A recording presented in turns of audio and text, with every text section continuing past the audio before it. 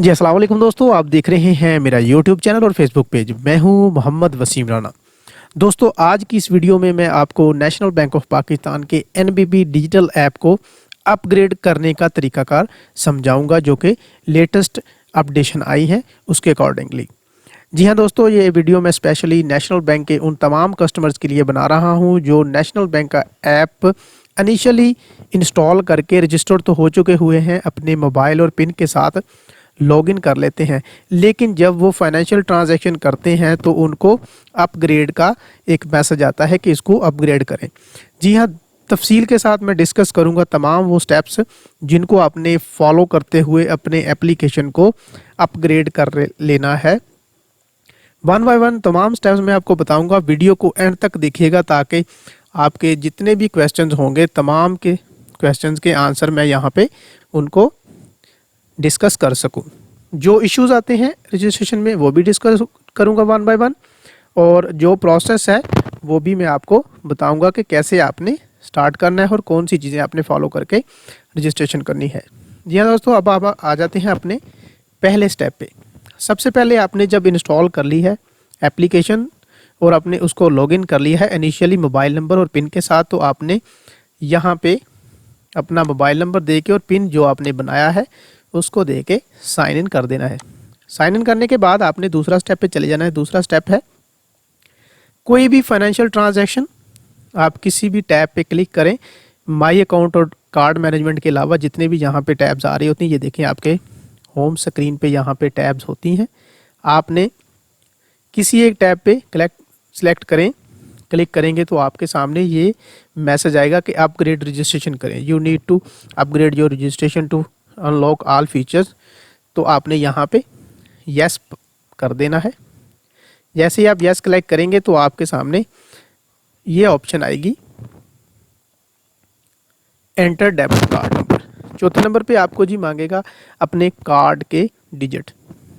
जी हाँ दोस्तों, आपने यहाँ पे अपने जो एटीएम कार्ड आपका एक्टिव चल रहा है उसके आपने यहाँ पे 16 डिजिट बगैर स्पेसेस के, बगैर किसी डैश के लिख देने हैं। 16 डिजिट यहाँ पे पूरे के पूरे। उसके बाद आपने नेक्स्ट यहाँ पे दबाना है। जैसे ही आप नेक्स्ट दबाएंगे तो उसके बाद आपने अपना एटीएम का वो पिन कोड एंटर करना है जिसके ज़रिए आप एटीएम से कैश विड्रॉ करते हैं।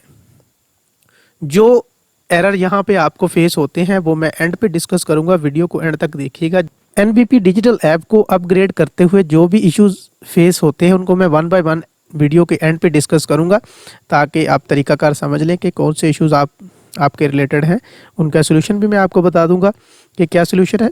अभी हम पिन कोड पे थे तो आपने यहाँ पे पिन कोड लगाना है। पिन कोड लगाने के बाद आपने नेक्स्ट प्रेस कर देना है। जैसे ही नेक्स्ट प्रेस करेंगे तो उसके बाद आपने ईमेल एड्रेस देना होता है। हो सकता है यहाँ पे आपसे रेफरल कोड भी मांगे। अगर रेफरल कोड मांगे तो वो क्या एंटर करना है वो भी मैं आपको वीडियो के एंड पे बता देता हूँ। 19 से 108 मैंने लिखा हुआ है, तो वहाँ पे आपने रेफरल कोड भी एंटर कर देना। ईमेल एड्रेस की बारी आ जाती है। ईमेल एड्रेस आपने वो एंटर करना है जो आपने बैंक में प्रोवाइड किया हुआ है। अगर आपने बैंक में ईमेल अपना रजिस्टर्ड नहीं करवाया तो पहले अपना ईमेल रजिस्टर्ड करवा के फिर यहाँ पे अपग्रेड करेंगे तो आपका ईमेल एक्सेप्ट करेगा। यहाँ पे आपने ईमेल देने के बाद नेक्स्ट कर देना है। नेक्स्ट करेंगे तो उसके बाद आपने क्रिएट करना होता है यूज़र आईडी। दोस्तों, यहाँ पे आपने यूज़र आईडी जब क्रिएट करना है तो यहाँ पे एक स्पेशल फॉर्मेट होता है यूज़र आईडी बनाने का, जो मैं आपको बता देता हूँ कि यूज़र आईडी बनाने के लिए कौन कौन सी चीज़ें होती हैं। यहाँ पे जैसा कि अगर आपने यूज़र आईडी बनाना है तो क्या क्या चीज़ें उस पर लिखनी होती है। उसमें सबसे पहले कोई भी अल्फ़ाबेट्स कैपिटल, उसके बाद कुछ स्मॉल आपने 3 से 4 रखने होते हैं। उसके बाद आपने रखना होता है कोई स्पेशल कैरेक्टर, जिस तरह से ये 3-4 मैं बता देता हूँ। इसके बाद आपने रखने होते हैं नंबर्स। जी हाँ दोस्तों, ये कम से कम 8 डिजिट का कम्बिनेशन होता है। कम्बिनेशन आपने इसी तरह से बनाना जिस तरह से ये मैंने आपको बताया है। Alphabets, capital, small, special character और न्यूमेरिक्स। ये होता है आपका यूज़र क्रिएट करने का तरीकाकार। आपने यूज़र यहाँ पे बनाएंगे तो उसको चेक भी करेंगे। जब यूज़र नेम अवेलेबल होगा तो यहाँ पे आपको नेक्स्ट की ऑप्शन देगा, अदरवाइज आपको वहीं पे रोक देगा। तो आपका यूज़र बन जाएगा। ये वो यूज़र होगा जो आपको इसको अब अपग्रेड वर्जन को लॉगिन करने के लिए यूज़ किया करेंगे। जैसे ही आप अपना यूज़र क्रिएट करेंगे तो उसके बाद आपको ये मैसेज मोबाइल पे शो होगा, यूज़र रजिस्ट्रेशन सक्सेसफुली का। और साथ ही आपको आपके ईमेल पे और आपके मोबाइल नंबर पे दोनों जगह पे आपको वन टाइम पासवर्ड सेंड कर दिया जाता है। इसको आपने ओके प्रेस करना है।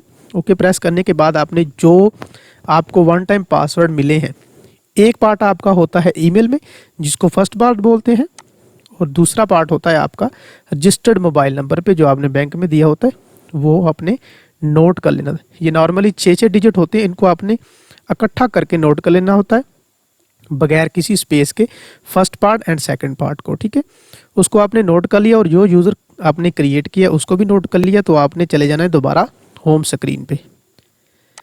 होम स्क्रीन पे आप जाएंगे, OTP लिखने के बाद आप यहाँ पे वो यूज़र देंगे जो अभी रिसेंटली आपने क्रिएट किया है, जिसका कम्बिनेशन मैंने आपको यहाँ पे समझाया है, ये वाला। और उसको आप यूज़र को यहाँ पे लिखेंगे और वन टाइम पासवर्ड के जो दोनों पार्ट्स हैं, पहला और दूसरा, दोनों को इकट्ठा करके लिखेंगे और साइन इन कर देंगे।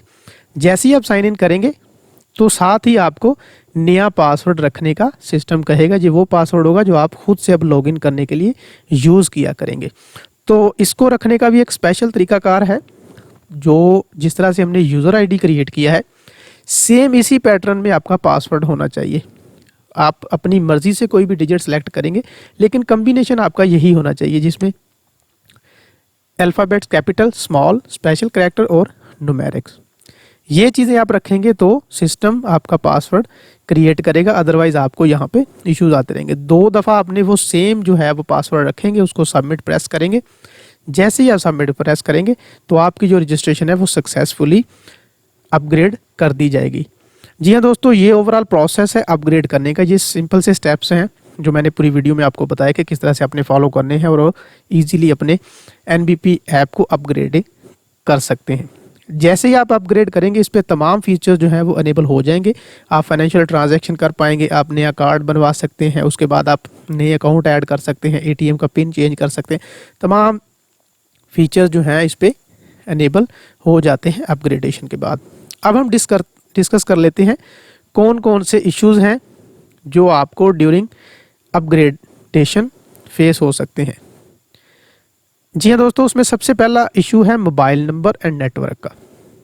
बहुत सारे लोगों के साथ ऐसा होता है, जो तो लोग इजीली अपग्रेड कर लें, उनके अलावा चंद केसेस ऐसे होते हैं कि उनको इश्यूज आते हैं कि OTP रिसीव नहीं होता फर्स्ट टाइम, या फर्स्ट पार्ट, सेकंड पार्ट, या ईमेल पे रिसीव नहीं होता या मोबाइल पे रिसीव नहीं होता। इसकी रीज़न क्या होती है कि मोबाइल नंबर आपका बैंक में या तो रजिस्टर नहीं है, अगर रजिस्टर है तो आपके पास मोबाइल वो चल नहीं रहा नंबर, या फिर उसका नेटवर्क कन्वर्ट है। ये 3 रीज़न हैं जिसकी वजह से आपको OTP मोबाइल नंबर पे रिसीव नहीं होता, या आपको पता नहीं होता कि बैंक में आपका कौन सा नंबर रजिस्टर्ड है। तो आपको पता होना चाहिए कि आपने कौन सा नंबर बैंक में दिया हुआ है, उसी पे आपको OTP रिसीव होगा मोबाइल नंबर के। ये सिंपल से इश्यूज़ हैं। उसके बाद आ जाता है जी ईमेल।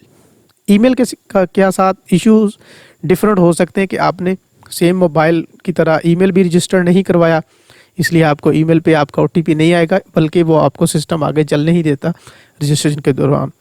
तो बाज़ औक़ात होता है कि आपका ईमेल इनएक्टिव होता है, यानी आपके पास मोबाइल में चल नहीं रहा होता। आपने जो बैंक में दिया हुआ है वो आपको ईमेल का पता नहीं है, इस वजह से भी आपको ईमेल पे OTP रिसीव नहीं होता।